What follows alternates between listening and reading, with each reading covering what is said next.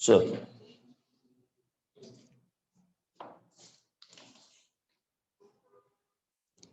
नया चैप्टर पढ़ेंगे अपना आज।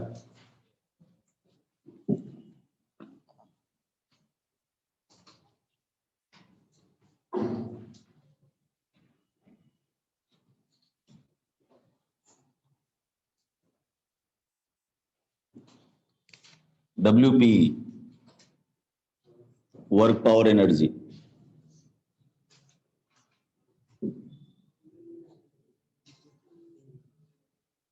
Work power and energy.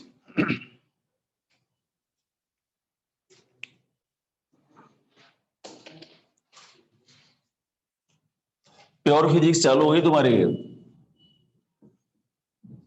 जिन बच्चों ने एनएलएम पढ़ रखा है उनके लिए तो बहुत इजी है, और जिन लोगों ने एनएलएम नहीं पढ़ रखा उनको भी किस सिखाने की कोशिश करेंगे इस चैप्टर में, टेंशन नहीं लेने का है।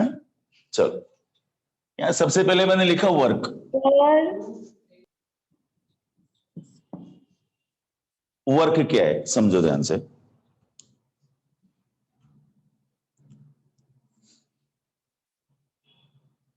जहां भी एनर्जी खर्च होती है वर्क, ठीक है ना। जैसे मान लो नयनदीप बैठा घर पे, और ये प्लान बना रहा आज तो मुझे मूवी देखना जाना है, सोच रहा है बेटा बेटा, ठीक है ना भाई मूवी देखने जाना है तो पहले मम्मी से पैसे कैसे लूं, क्या बहाना बनाऊं, फिर यहां से वहां तक जाने का, थिएटर तक जाने के लिए क्या करना पड़ेगा, फिर वहां पर दोस्तों को कैसे मिलूंगा, ये क्या प्लान बना रहा था बेटा बेटा, ये करूंगा वो करूंगा, एनर्जी तो खर्च हो रही थी इसकी, हो रही थी ना।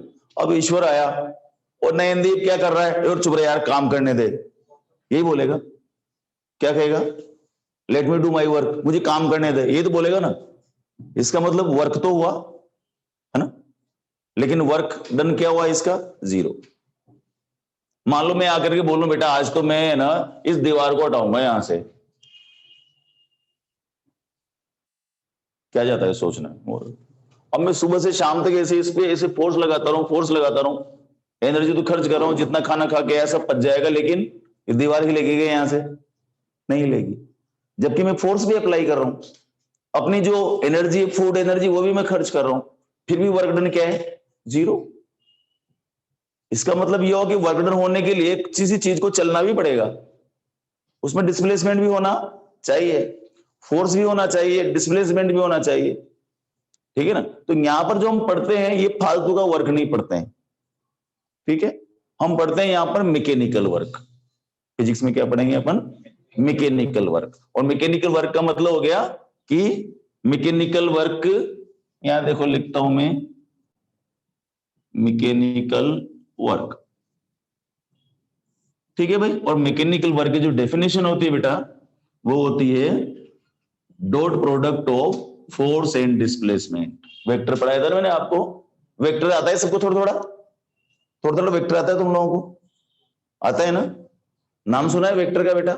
वेक्टर ऐसी क्वांटिटी होती है जिसमें मैग्नीट्यूड भी होता है, डायरेक्शन भी होती है, आइडिया ना बेटा। चलो फिर काम चल जाएगा। तो dot product of force and displacement, जहां डॉट होता है तो कोस आता है, साइन आता है, बताओ, F D cos of theta, F D cos of theta. जैसे मान लो मैंने एक डायग्राम बनाया, ये डायग्राम, करेक्ट, और ये कोई ब्लॉक रखा, इस ब्लॉक पर एक फोर्स लगाया ऐसे, ये फोर्स एफ लगाया, ये डिस्प्लेसमेंट का डायरेक्शन है, ठीक है। तो क्या होगा, ये बॉडी आगे चलेगी, मान लो थोड़ी देर बाद में बॉडी यहां आ गई, और यहां से लेकर यहां तक जो इसने डिस्प्लेसमेंट लिया, कितना लिया, डी लिया, ठीक है। तो अगर ये थीटा है तो फोर्स का ये वाला कंपोनेंट क्या होगा बताओ, एफ कोस थीटा बेटा। और ये वाला कंपोनेंट क्या होगा, एफ साइन थीटा, सबको याद है। लेकिन ये एफ साइन थीटा तो फालतू है, बॉडी किधर ले जानी है हमें, इस डायरेक्शन में। एफ साइन थीटा किधर लग रहा है, ऊपर की तरफ। तो इसका मतलब इसका वर्क डन तो हमारे लिए क्या हो गया, जीरो। इसका वर्क डन जीरो, हमारा वर्क डन कौन करेगा, एफ कोस थीटा। इसका मतलब क्या हुआ कि W is equal to F cos theta into D. तो वर्क डन कौन करता है, component of force along to the direction of displacement. Force का वो कंपोनेंट जो किसके डायरेक्शन में, डिस्प्लेसमेंट की डायरेक्शन में वो वर्क करता है। Component of force which is along to the direction of the displacement, वो वर्क करता है। तो ये जो एफ डी कोस थीटा है, क्या इसको अपन ऐसे लिख सकते हैं कि F cos theta into D, है ना बेटा। अब डिपेंड, अब इसका मतलब ये हुआ कि हमें तीन चीजें चाहिए वर्क निकले। क्या क्या? फोर्स का मैग्नीट्यूड भी होना चाहिए, कुछ फोर्स भी हो। डी का मतलब कुछ डिस्प्लेसमेंट भी होना चाहिए, समझ आएगी ना बात। और कम से कम एक का एक कंपोनेंट डिस्प्लेसमेंट के डायरेक्शन में होना जरूरी है। अगर एक का कोई भी कंपोनेंट डिस्प्लेसमेंट के डायरेक्शन में नहीं होगा तो वर्क डन नहीं होगा। जल्दी बेटर बेटा, तो फिर वर्क डन पक्की बात है नहीं होगा, ठीक है ना। क्योंकि मान लो मैं तो बोल रहा हूं भाई इसको इधर ले जाओ बेटा, और तुमने फोर्स लगा दिया ऊपर सारा, तो फोर्स ऊपर लगा देंगे तो वर्क डन बाय फोर्स क्या हो जाएगा यहां पर? जीरो। समझ आए ना बात। देखो अपन एक एग्जांपल लेके समझने की कोशिश करते हैं इसको। देख नंबर 1, पहला केस समझो। ये ब्लॉक, इस पर ये फोर्स लगाया मैंने, मान लो 20 न्यूटन, लिख देता हूं फोर्स भी। F इज इक्वल टू कितना न्यूटन? 20 न्यूटन। और ये बॉडी यहां से चल करके इस फोर्स के कारण यहां आ गई, और यहां से यहां तक का जो डिस्टेंस है, डिस्प्लेसमेंट है, वो कितना है इसका? 5 मीटर। करेक्ट। डिस्प्लेसमेंट का डायरेक्शन किधर है? ईस्ट में। फोर्स का डायरेक्शन भी किधर है? ईस्ट में। जब दो वेक्टर का डायरेक्शन सेम होता है तो उनके बीच का एंगल क्या होता है? 0 डिग्री। अरे भाई फोर्स भी ईस्ट में है, डिस्प्लेसमेंट भी ईस्ट में, दोनों एक ही तरफ है, तो दोनों के बीच का एंगल 0। दोनों के बीच का एंगल क्या हुआ? 0। तो क्या लिखूंगा बोलो जरा? W is equal to F D cos theta. F की वैल्यू बोलो 20, डी की वैल्यू बोलो 5, थीटा के एंगल कितना हुआ? 0। कोस 0 की वैल्यू, कोस 0 की वैल्यू सबको याद है, तो कोस 0 1 रख दूंगा तो मैं क्या आएगा? 25 जा 100 जूल। वर्क डन कितना आया? इसका क्या मतलब ये नहीं हुआ कि अगर फोर्स, सारा का सारा फोर्स हम डिस्प्लेसमेंट के डायरेक्शन में लगाएंगे तो वर्क डन मैक्सिमम होगा। फोर्स किधर लगाएंगे? यदि डिस्प्लेसमेंट के डायरेक्शन में लगाएंगे तो वर्क डन कैसा होगा? मैक्सिमम। मैक्सिमम होगा। अब आप सोच सर हमें कैसे पता मैक्सिमम होगा? ये तो आपने बोल दिया, हमने मान लिया, है ना। चेक करते हैं, चेक करते हैं। ये देखो इधर ये बॉडी, ठीक है भाई। अच्छा, इस पर फोर्स लगाया मैंने कितना? 20 न्यूटन। डिस्प्लेसमेंट का डायरेक्शन ये है, और यहां से 30 डिग्री का एंगल है भाई, और ये यहां से घूम करके बॉडी यहां पर आ गई, डिस्टेंस है 5 मीटर। फोर्स कितने डिग्री पर लग रहा है? 30 डिग्री पर। चलो वर्क डन निकालो। W is equal to F D cos theta. F is 20, बोलना पड़ेगा कितना है? 20। डिस्प्लेसमेंट 5, एंगल कितना? 30 डिग्री की वैल्यू बोलो √3 बाई, तो क्या 50 √3, √3 की वैल्यू 1.732, सबको याद है?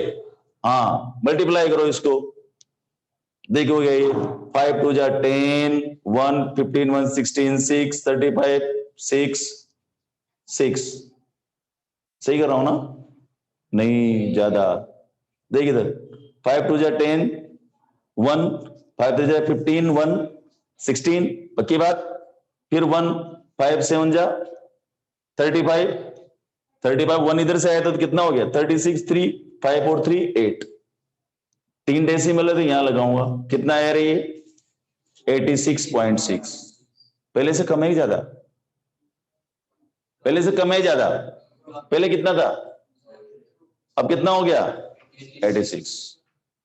इसका मतलब ये हुआ कि फोर्स और डिस्प्लेसमेंट दोनों एक ही डायरेक्शन में होते हैं तो वर्क डन सबसे ज्यादा होता है।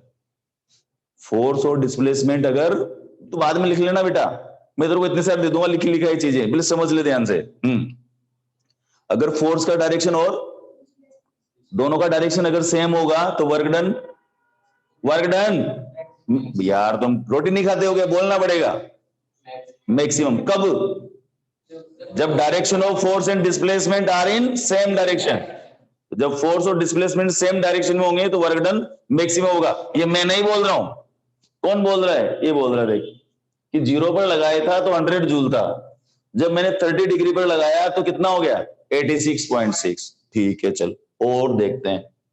चलो 3 नंबर, ये 2, ये 3 नंबर। चलो भाई, अब हमने लगाया, देखो ये फोर्स वही 20 न्यूटन, ये डिस्प्लेसमेंट का डायरेक्शन बेटा, ये लगाया 37 डिग्री पर। कितने डिग्री पर? 37 डिग्री पर। चलो भाई, ये डिस्प्लेसमेंट कितना? 5 मीटर। जरा बोलो 20 इंटू 5 इंटू cos 37। cos 37 की वैल्यू बोलो 4/, किसको याद नहीं है? कितना आया? सॉरी, एक्सट्रीमली सॉरी बेटा, याद नहीं लिखा ना मैंने, जूल। हाँ, चल, पहले कितना था? 30 डिग्री पर, 37 पर, कोई दिक्कत?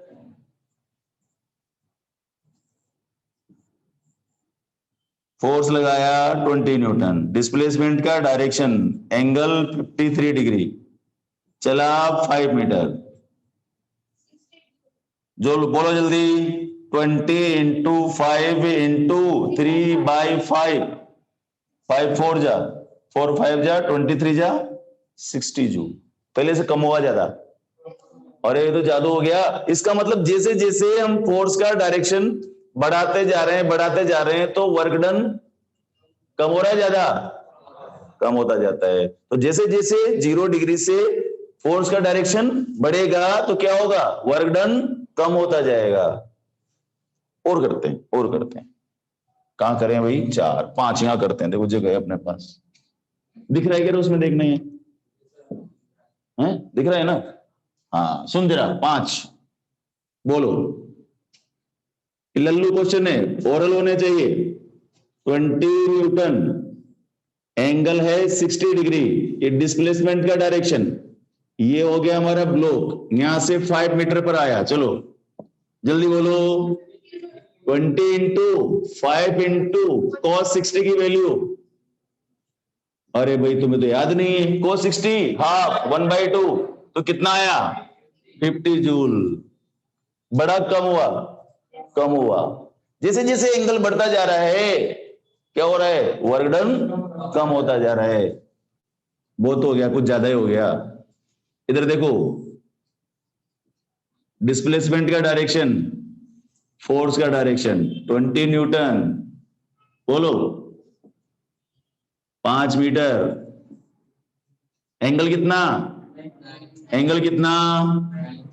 cos 90 की वैल्यू बोलो, cos 90, इसका मतलब वर्क डन भी।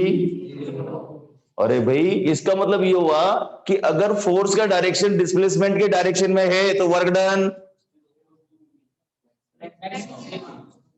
अगर फोर्स का डायरेक्शन डिस्प्लेसमेंट के डायरेक्शन के 90 डिग्री पर है तो वर्क डन। क्लियर होगी बात यहां तक? तो मैक्सिमम वर्क डन कब? 0 डिग्री पर। मिनिमम वर्क डन कब? 90 डिग्री। प्रतीक, समझे क्या बोला मैं? पक्की बात? चलो नोट करो, पहले लिखो work, multiplication of force and displacement, multiplication of force and displacement is called work.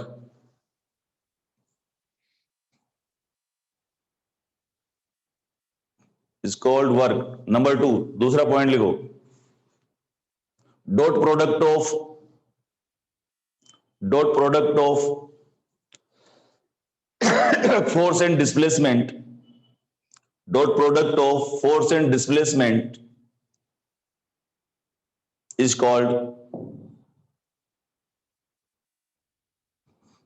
called mechanical work. Mechanical work.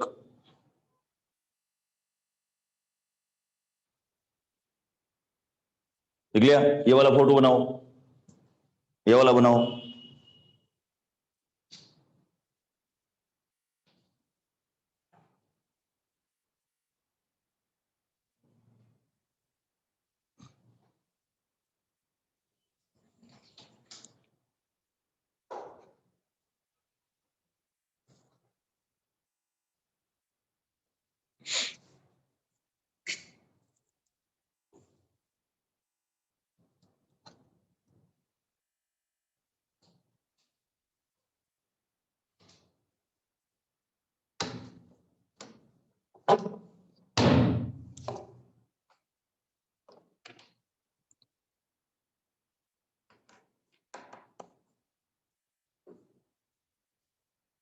Photo बनाने के बाद में फॉर्मूला लिखो और फिर वो पांचों वर्क डन फाइंड करो।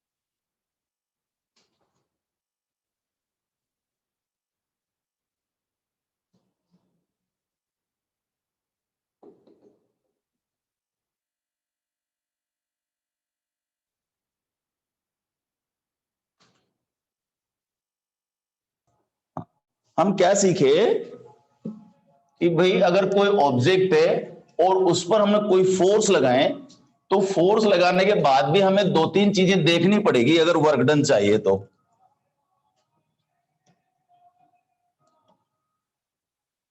देखो बेटा, ये हटा दो ना, सबने देख लिया? अच्छा, बहुत बढ़िया। इसका मतलब ये हुआ कि अगर हम कोई बॉडी है और उसके ऊपर अगर कोई फोर्स लगाते हैं किसी एंगल पर जो डिस्प्लेसमेंट के डायरेक्शन से थीटा एंगल पर है और उससे बॉडी में डिस्प्लेसमेंट होता है जो यहां से लेकर यहां तक डी डिस्प्लेसमेंट आ जाती है, तो यहां कुछ चीजें हमने सीखी। क्या सीखी? नंबर 1, पहली बात तो ये सीखी कि if magnitude of force is 0, magnitude of displacement is 0 या theta is equal to 90 degree, then work done is equal to 0। कौन कौन नहीं समझा इस लाइन को? अगर एफ 0, अरे भाई डब्ल्यू क्या सीखा अपन ने?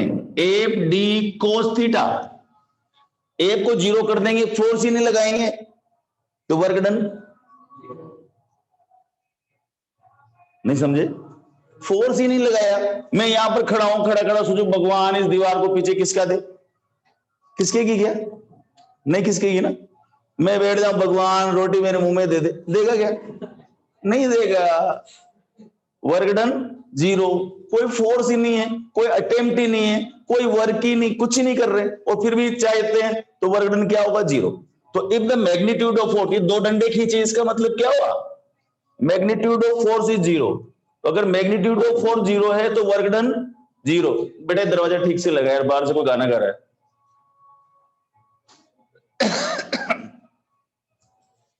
कुंदे लगा दे। हाँ, उसके बाद भी आवाज आ रही है, क्यों? Due to what?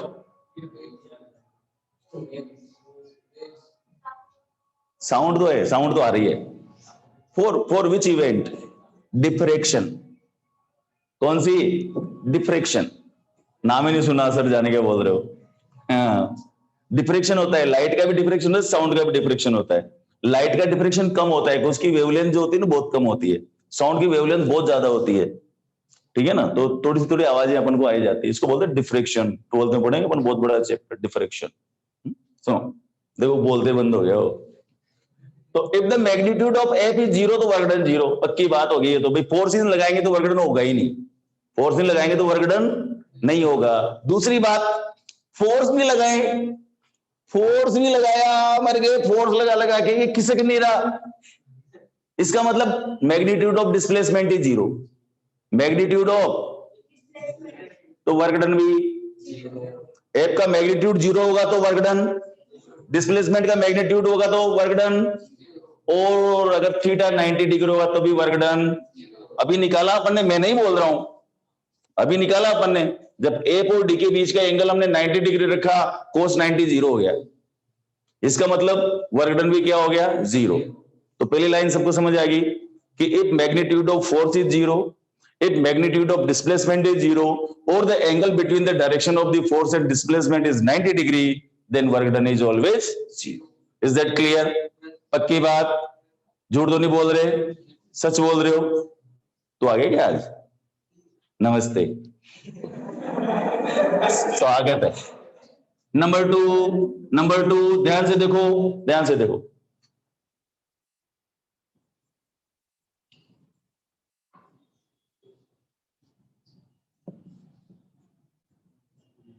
पढ़ के बताओ इसको पढ़ के बताओ। If theta is greater than 0 but less than 90 degree और equal to 90 degree,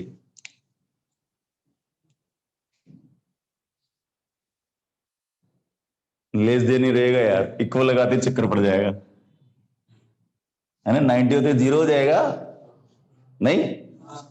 if theta is greater then and less than work done, हमने देखा अभी, हमने 0, 30, 37, 53, 60, 90, इसका मतलब 90 से नीचे सारा जो वर्क डन केस आया पॉजिटिव, तो work done will be positive if theta, what is theta?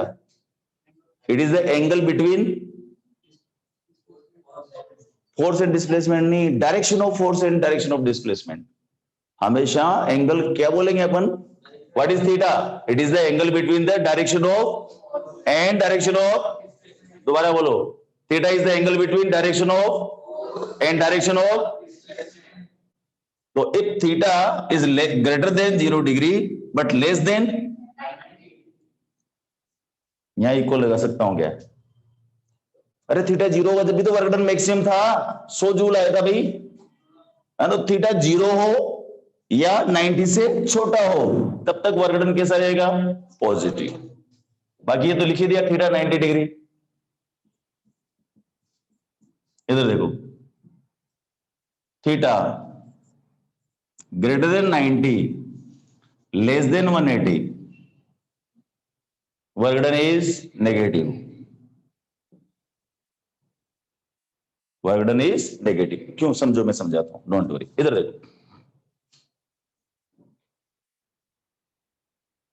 ये डिस्प्लेसमेंट का डायरेक्शन, ये डिस्प्लेसमेंट का डायरेक्शन, ठीक है? 90 की तो बात ही नहीं करें हम, यहां से तो आगे बढ़ गए। ये लगा दे अपन ने 120 डिग्री, ये एफ, ठीक है? वही ले लेते हैं, ये 20 न्यूटन और ये 5 मीटर। समझ आएगी बात? अब फोर्स इधर लग रहा है, फोर्स इधर लग रहा है, तो वर्क डन क्या होगा? नेगेटिव। तो क्या लिखेंगे बोलो? W इज इक्वल टू, लिख दूं क्या? एफ डी माइनस हाफ कोस 120 की वैल्यू माइनस हाफ। भूल गए, मैंने कुछ सिखाया था उस दिन। इधर देख, कोस 120, इसका मतलब कोस 90 प्लस 30, 90 कौन सा क्वाड्रेंट है? सेकेंड। कौन सा है? सेकेंड। और जब 90 होता है तो साइन रेशियो भी चेंज होता है और साइन भी चेंज होता है, तो कोस का क्या आएगा? कोस का साइन, तो साइन 30 हो गया।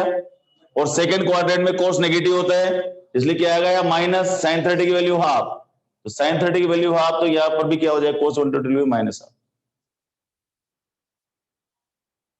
इसका मतलब ये है कि तुम्हें रिवीजन कर लेना चाहिए उसका टॉपिक का।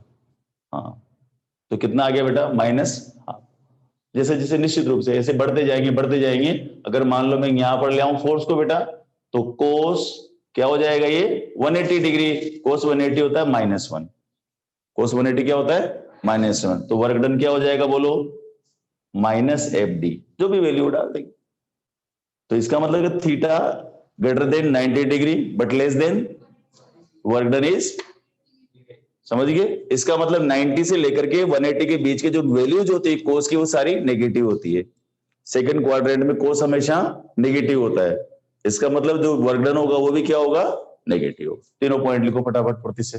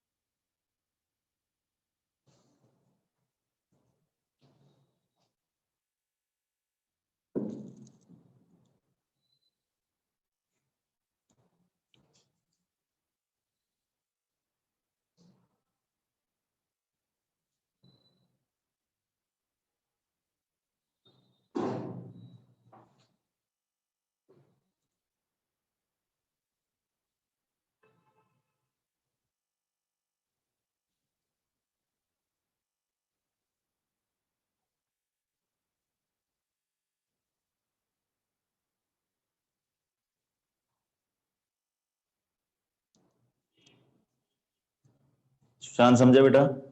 पक्की बात? रितेश समझ गया? क्या नाम है तेरा? जय,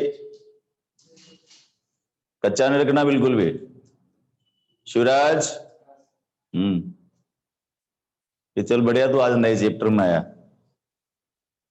एरर नहीं पढ़ा ना बिल्कुल भी, तेरे सारे मिस होगी एरर तो। हाँ, सारा लेक्चर गया तेरा वो। वापस पढ़ियो, उस मॉर्निंग बैच में पढ़ाऊंगा ना, उसमें आना एरर पढ़ने, 10-15 दिन बाद चालू हो जाएगा उसमें।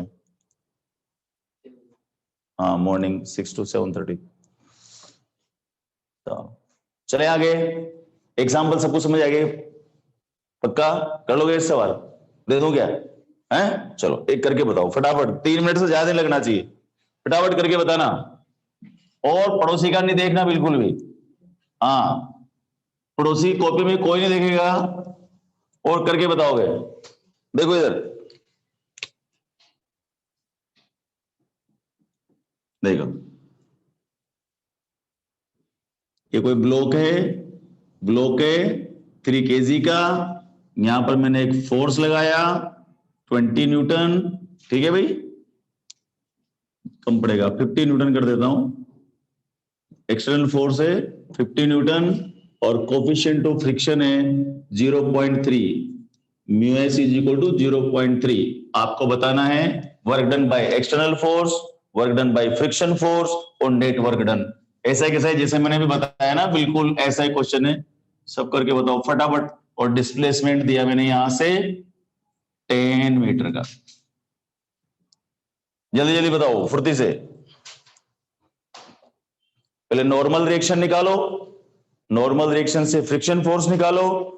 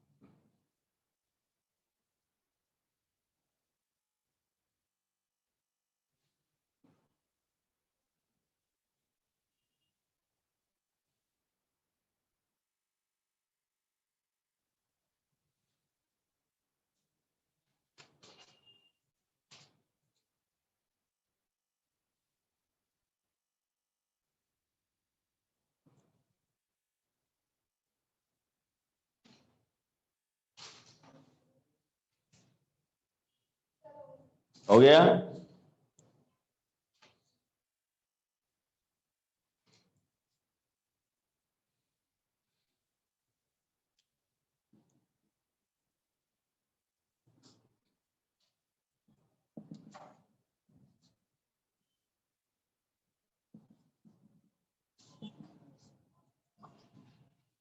फ्रिक्शन फोर्स 9 न्यूटन आ रहा है क्या? Friction force 9 Newton. External force का वर्क डन हो गया 500, है ना? W एक्सटर्नल हो गया 500 क्योंकि 0 डिग्री है, और W फ्रिक्शन हो गया हमारा 9 10 जा 90 -90, बिल्कुल सही है। और W नेट 410 जूल। देखो जरा किस किस का आंसर है, आया? चलो ठीक है, आज इतना ही पढ़ेंगे, बाकी कल करेंगे। तुम्हें कुछ आया? ये आया नहीं आया? दिखा, ये आया?